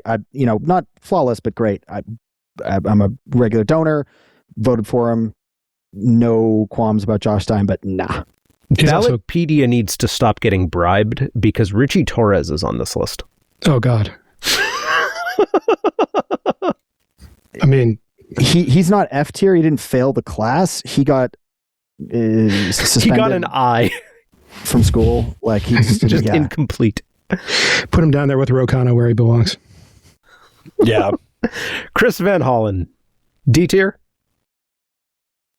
I'd say C. C to D. I mean, like he has some High name D, low recognition C. now, but yeah, He's running for Secretary of State is the thing. yeah, that's fair. Like he's going to run for president, but he's not. I don't think he wants to be president particularly. I think he wants to be Secretary of State. He's got a really good chance at being like the MVP of like the East Coast Hockey League level of like somebody knows who he is, but not the No people one knows you what want that to know. means, Ed. Yeah, I like Van Hollen. If he caught fire, I would be excited about it, but I don't think he's a real threat to win the primary. And I think C. Tim Walz, who is next, is in the exact same boat. C is getting crowded. We're up to 5 names in C, just for what it's worth. 6 names now with Walls. I mean, I think Tim Walz is in the D tier, but Let's move fine Walz with to that. D. Yeah. I'm sad about that, but I think it's right. so we're down to interesting ones and one funny one. Raphael Warnock. He is interesting. I think he's not going to run, but like He's not going to. I don't think he's going to run either. If he did, I'd probably say A or S. I'd put him at A, high B, low A. Yeah. But he's not. I think DNF is the correct. I think just DNF don't- is the right answer, but I think he could do some damage. He could. I mean, he's also going to be on the ballot for Senate in 2028 if he That's it. if he Then wants to he's be. not. So. I forgot he was re-up in 20. It's not going to be a problem for one of the names. I we want still him haven't talked parked about. in that seat until Georgia is secure and has gone full Virginia. And we need at least a couple more years or a couple more midterm cycles for that to happen. So That makes sense. Yeah, absolutely. Gretchen Whitmer. D. I mean, I think she here. is going to run. Yeah, she may run. She cozied up to Trump. We're done. Yeah, no, I you're know. disqualified. Get out of here. Just hold up your folder. Yep. All right, so now actual interesting options. AOC. A tier. S tier. S tier. I think she's the strongest single candidate Hmm. because of the part of the coalition that she can consolidate and her fundraising abilities and her social media presence. It's got nothing to do with the rest of the party dynamics. I am somewhere between S and A, but I think I would agree with the class. So I think that's Okay. I'm putting her S tier. yeah. I'm not going to argue too hard against that. I think she's closer to S tier than she is to B tier. Kamala Harris. S tier. See, I would put Harris in A tier. I'd put her A too. Yeah. I She think starts with she is huge a advantages. weakened candidate. Not because like she lost. That's hard to come back from. And that's fair, but she's also going to be, the candidate who has previously had full national exposure. Mm-hmm. She's got 100% name recognition. She's going to have money. I mean, of everyone on this list, I would vote for her, like in a primary. So, like, but also, I don't. I mean, maybe in a year I'll feel differently, but right now she's still leading polls. It's clear that her fundraising is going to be bonkers, and I'm assuming that South Carolina is hers. In those polls, she's at in the 20s. I think maybe like one or two polls had her in the low 30s. She's got 100% name recognition. She's not very high. Yeah, in those polls for that. I think that's the case for her being A. Is that if given her position and her advantages and her name recognition, she should be further ahead. All right, Proctor, can we convince you? Can we win you over here? Fine. Put her in A, but we got to put somebody else in. We also don't have anyone in A at this point. I will also say. So okay, I can put her as a maybe an A. I think the next one also ends up in A, which would be Pete Buttigieg.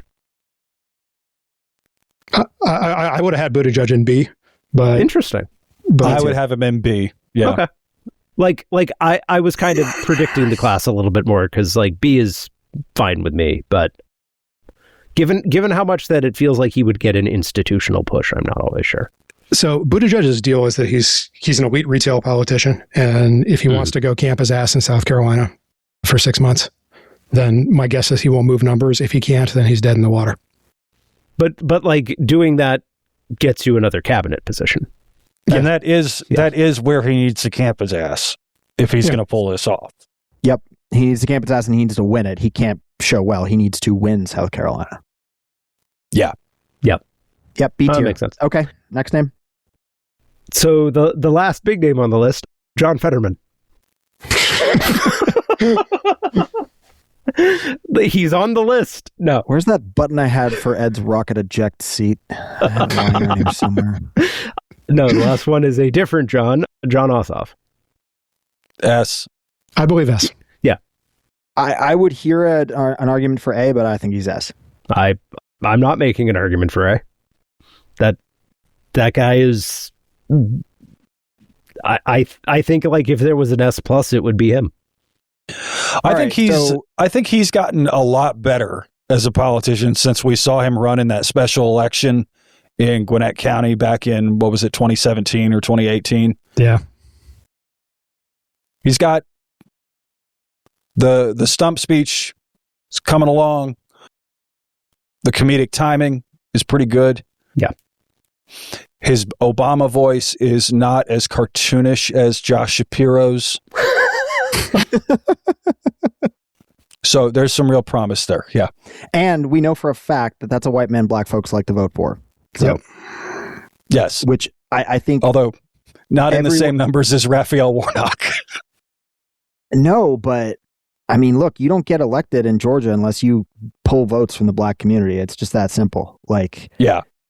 Ossoff, I mean, that doesn't mean that South Carolina is going to necessarily vote for him, but those are two pretty similar electorates in a lot of ways. And if he wins South Carolina outright, he becomes the guy. And I think that's a realistic path for him. So, I think if he wins South Carolina, I think he's the front runner and might be off to the races. But we got a long way to go. All right. So are we done, Ed, on our list? Yeah, that's the list.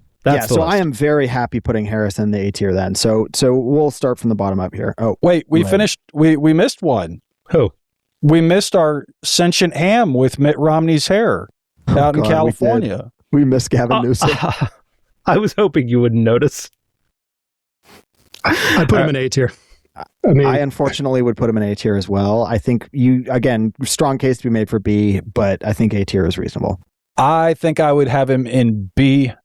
He's very charismatic, and when he's attacking Republicans, he's very compelling.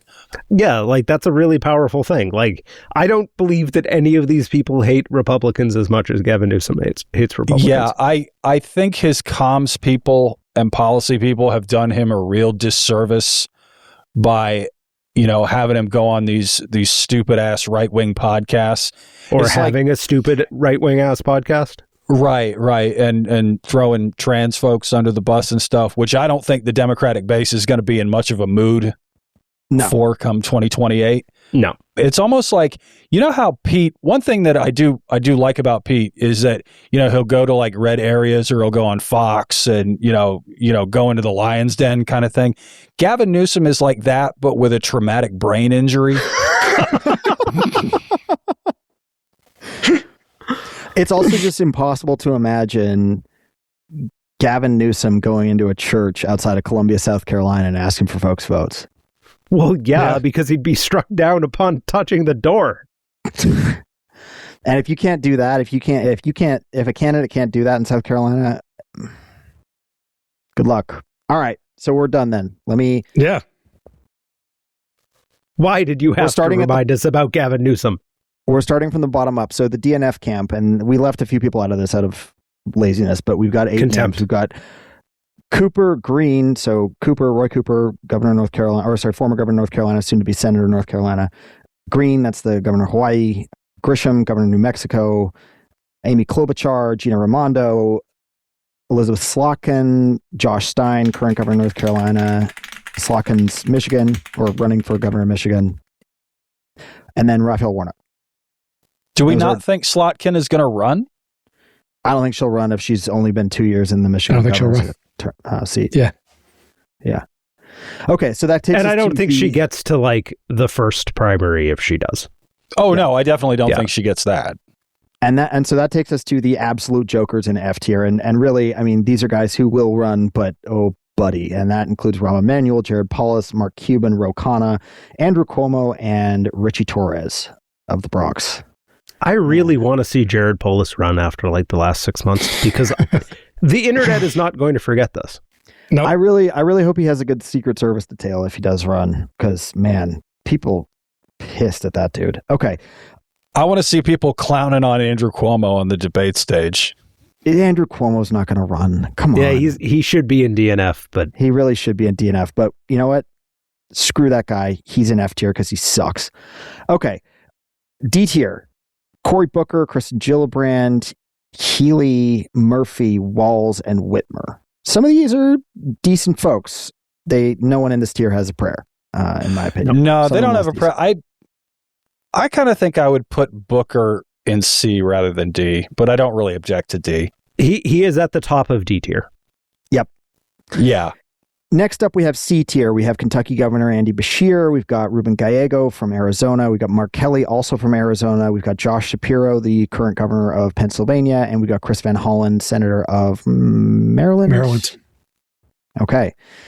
B tier, these are all those, they all happen to be men. All those guys are electable in some sense or another, but just don't have the horses, I think is sort of the way we're thinking about that. They could beat a Republican, but they're not getting out of the primary. Correct. Yeah. On to the B tier. We're back to Maryland again with Wes Moore. We've got J.B. Pritzker, Pete Buttigieg, and Gavin Newsom. Yeah, these are all guys who are going to have legitimate campaign operations right out of the gate. They're going to have good fundraising. So, like, I guess I would differentiate them from the C tier in that I feel like the C tier guys need to catch fire early to be in the conversation. These guys are already in the conversation. The C tier guys need to like get a time machine, right? Like they're all toast. Yeah, maybe. The C tier guys all have stuff that people are going to like hate them for. Yeah. And they're not without being as charismatic as Newsom. So that brings us to A tier. We have one name and one name only, former vice president and former presidential candidate in 2024, Kamala Harris. I thought we put Newsom in A. I thought we put him in B. We can move him to A if you want. I don't. No. I mean, I don't like him enough to make an argument, but I think Proctor and I had him in B, and you had him in A. And I wasn't sure where George put him. And then Ed just voted with the class.